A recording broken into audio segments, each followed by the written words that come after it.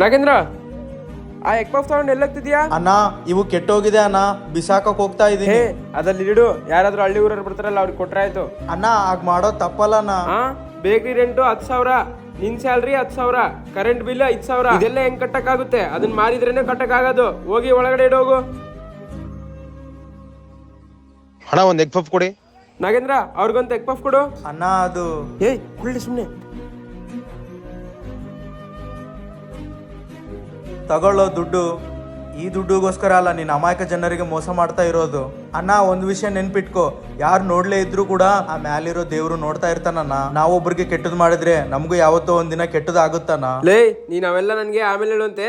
ಹೋಗಿ ಫಸ್ಟ್ ಕೆಲಸ ನೋಡ್ಕೋ ಹೋಗು. ಹಲೋ, ಯಾರು? ಸರ್, ನಿಮ್ಮ ತಮ್ಮಂಗೆ ಆಕ್ಸಿಡೆಂಟ್ ಆಗಿದೆ, ಬೇಗ ಹಾಸ್ಪಿಟ್ಲಿಗೆ ಬನ್ನಿ.